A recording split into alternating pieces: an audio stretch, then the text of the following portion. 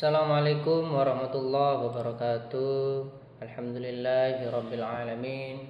Wa bihi nasta'inu ala umurid dunya waddin. Wassalatu wassalamu ala asrofil anbiya'i wal mursalin wa ala alihi wa ashabihi ajma'in, amma ba'du. Yang terhormat kepada dosen mata kuliah Administrasi Supervisi Pendidikan, dan juga yang terhormat kepada rekan-rekan saya kelas PAI 5B, yang pada malam hari ini saya akan menjawab tugas UAS dari beliau Bapak Fikri Farihin sebagai berikut. Pertanyaan yang pertama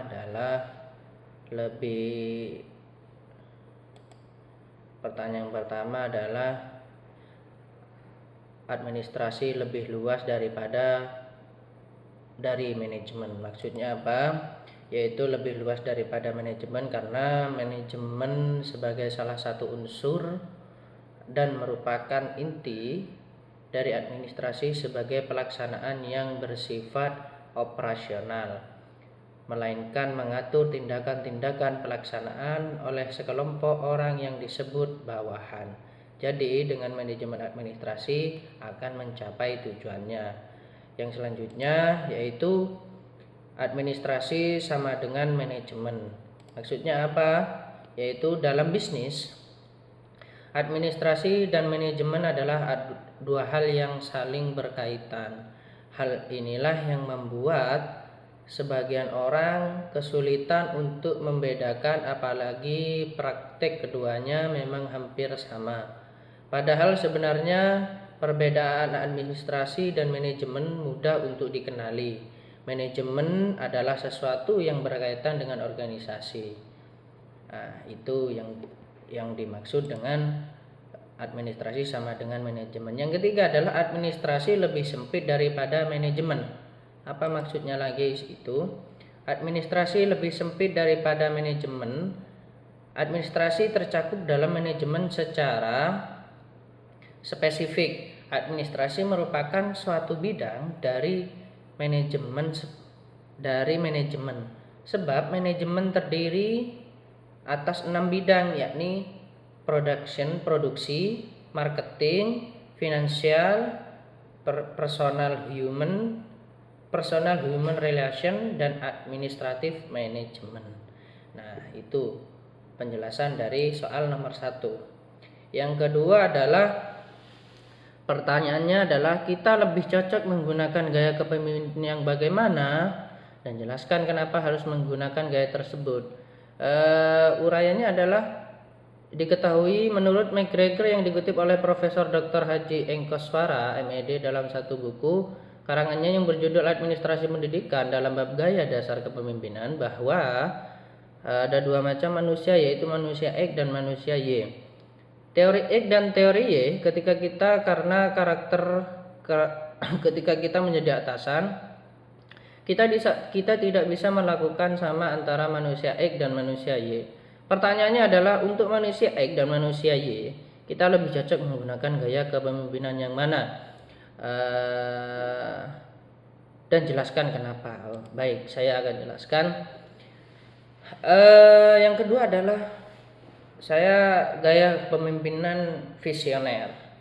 Karena apa? Karena pemimpin visioner memiliki kemampuan yang kuat untuk mendorong kemajuan dan dapat mengantar perubahan dengan menginspirasi karyawan dan mendapatkan kepercayaan untuk ide-ide baru.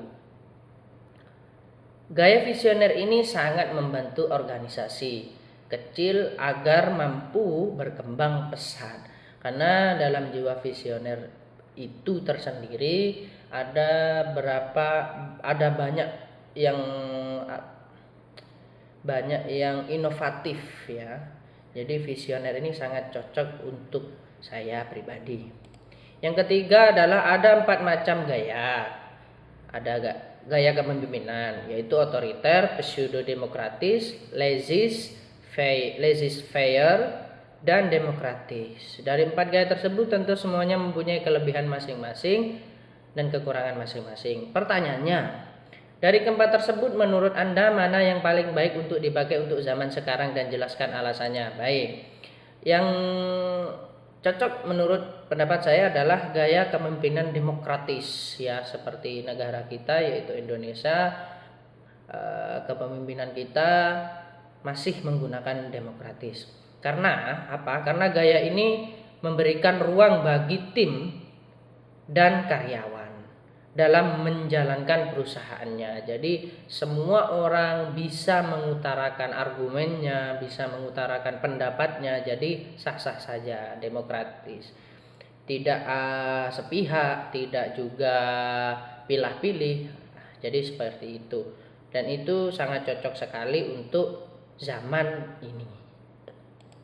Yang keempat adalah berikan contoh nyata terkait visi dan misi ya, di tempat Anda mengajar atau lembaga terdekat dari tinggal Anda, serta analisilah apakah visi dan misi lembaga tersebut sudah sesuai. Di sini saya sudah menyediakan visi misi, sudah menyiapkan visi misi. Visi ya, visi dalam artinya sendiri, visi merupakan tujuan atau arah utama. Maka bisa dikatakan misi adalah suatu proses akan tahapan yang seharusnya dilalui oleh suatu lembaga atau instansi atau organisasi tersebut. Dengan apa? Dengan tujuan mencapai visi tersebut. Berikut adalah visi dan misi yang sudah saya siapkan. Contohnya, visi menciptakan pemuda yang berjiwa tangguh, mandiri, terampil, dan memiliki akhlak baik. Itu visi. Misinya optimal dalam memelihara lingkungan, menyelenggarakan kegiatan untuk pemuda dan pemudi di lingkungannya, meningkatkan prestasi di berbagai bidang. Berikut adalah visi dan misi yang sudah saya siapkan. Dan lagi yang ditanyakan adalah visi dan misi tersebut sudah sesuai dengan lembaga kami? Ya, saya katakan memang ya. Karena sangat cocok sekali untuk visi misi tersebut digunakan di lembaga kami. Yang selanjutnya adalah pertanyaan selanjutnya adalah, apakah sekolah yang disebutkan tersebut sudah bisa dikatakan bermutu menurut Anda? Jadi begini, diketahui ada sebuah lembaga yang siswanya puas sekali belajar di tempat tersebut, karena meski jarang masuk belajar, lembaga tersebut tetap memberikan nilai yang bagus kepada muridnya. Kalau kita merujuk pada definisi sekolah yang bermutu, maka akan kita dapati bahwa salah satu poin bahwa sebuah lembaga itu bisa dikatakan bermutu jika pelanggan puas. Nah, jadi bisa memperhatikan dari poin tersebut. Menurut Anda, apakah sekolah yang disebutkan tersebut sudah bisa dikatakan bermutu menurut Anda, serta berikan alasannya. Saya pribadi akan menjawab, menurut pendapat saya tidak